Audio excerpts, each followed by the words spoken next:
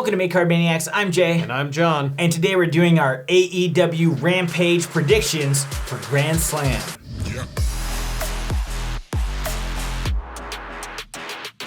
We're gonna kick this off with the 8-man tag between Lucha Brothers, Santana and Ortiz versus HFO. I kind of want HFO to win because I really do like what they're doing with Butcher and Blade coming back and being a dominant force. They're not gonna win. Their opponents are just too damn good. Santana and Ortiz and Lucha Brothers, they're not going to lose. It's not gonna be possible. Unless there's brass knuckles brought into the ring, which we know there are devious things happening. What I think is gonna happen, I think that Orange Cassidy and Best Friends are gonna do something. They obviously don't need to interrupt this match. There's so many people involved, but we're still stoking the fires of Hardy and Orange Cassidy, so there's no way Orange Cassidy isn't showing up. But yeah, Lucha Brothers and PNP win. Next up, we've got Penelope Ford versus Anna Jay. I'm a big Anna Jay fan. I'm a big Penelope Ford fan. This is gonna be short. I don't think anything's really gonna happen here. I think Anna Jay is going to beat Penelope Ford. This, I feel, is gonna be the shenanigans match. For sure. Where the bunny is gonna do something with the brass knucks. She's gonna do it, but then Ty Conti is gonna make the save, and Anna Jay still wins. Something is gonna happen here with them because we need to continue this feud. I want this to go on for a bit. I cannot wait for that tag team payoff match that we're gonna get. TJ versus Penelope Ford and Bunny. It has to happen, and it may even happen the following week because, you know, AEW, they like to set up all of their feuds and tell you exactly what's gonna happen right away, which is awesome. I really like that. It's the reason why we can even do these predictions in the first place. I like everybody involved, and I want to see the tag team. Let's go. Keep going. I'm loving that we have a women's feud that isn't for the title on regular television. Next, we've got an interesting one, which will probably be the closer of the night, which is the lights out match between two members of Suzuki Goon, Lance Archer and Minoru Suzuki, versus Jon Moxley and Eddie Kingston. This is gonna be the best match of the entire card, I think. Only because it's gonna be cool. It's gonna be something different. Every lights out match that we've seen from AEW has been awesome. Yeah, it's gonna be wild. There's gonna be some serious spots. There's gonna be lots of blood. I actually don't know who could walk away winning this match. I feel like it's gonna be Mox and Kingston just because they're the face. They're the ones that the crowds are really gonna cheer for, but at the same time, Archer isn't necessarily a heel anymore. It's a face versus face thing. I don't know who's gonna win.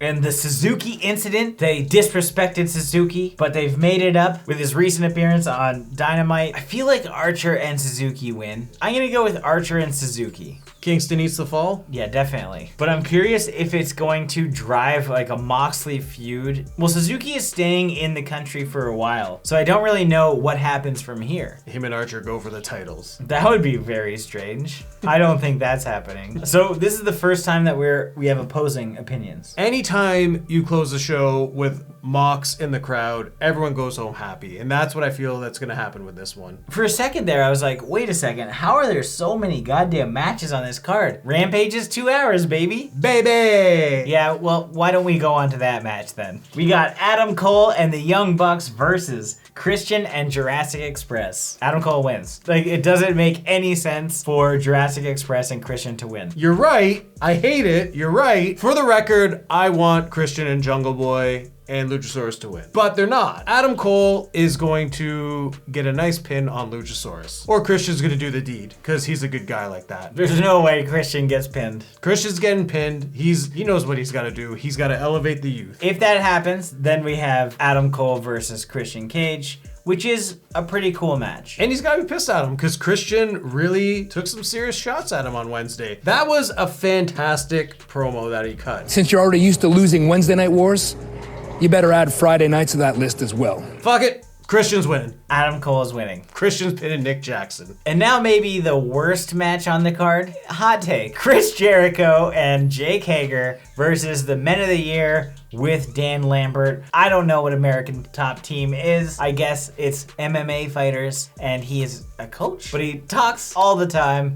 He cuts amazing promos. I don't know why he's involved, but I think that the Men of the Year are actually going to beat Jericho and Hager because of shenanigans from members of that top team. I love Ethan Page. I love Chris Jericho, but I really want more Ethan Page on my screen. I missed him after the Darby thing. I hate that this card is literally people that I have to choose sides on. You always have to choose one side. I know, but I hate that the opponents are people I like. I want Ethan Page to go back to facing Darby Allin so I could just keep saying, Ethan Page for the win, Ethan Page for the win. I don't care about Darby. Eat those losses. Do your coffin drops. I like the Men of the Year. Yeah, I'm going Men of the Year. What's also going to happen is we're going to set up a second cage fight in AEW with somebody from the MMA side to fight Jake Hager, and they're gonna put a big star. I'm not really familiar with who their big star is, but it's going to be that feud at some point because we've got Jericho and Dan, who are both great on the mic, sending their biggest warriors into battle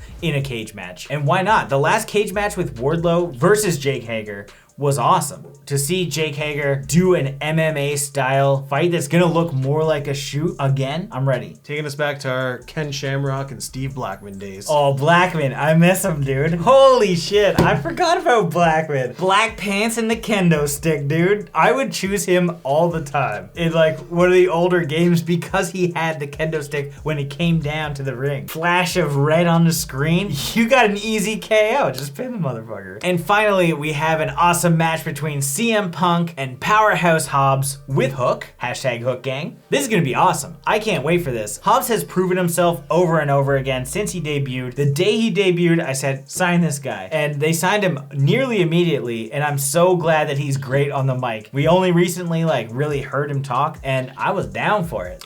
I'm a huge Hobbs fan. I've been just itching for him to get pushed to the moon, whether it be as a solo star or with Hook in the tag division, because I love Hook. I want Hobbs to win. Punk can lose due to the fact that Team Taz is gonna just really mess things up, or it's gonna lead to something where Brian Cage comes out to save Punk, with Starks coming in to cause interference. I think that ending makes sense. I think Hobbs wins. Every new wrestler returning or coming into AEW can't go undefeated all the way through. CM Punk is the kind of guy who's gonna be great at losing. It's gonna piss people off for sure, but at the same time, he's the kind of guy that'll brush himself off and cut a dope-ass promo the next week, apologizing to his fans, talk about the ring rust, talk about everything that happened while putting over Hobbs and his power, which is the whole point of bringing in ex-WWE stars. I think that Punk would play it off perfectly, but if Punk wins over Hobbs, then what does Hobbs do? Of course,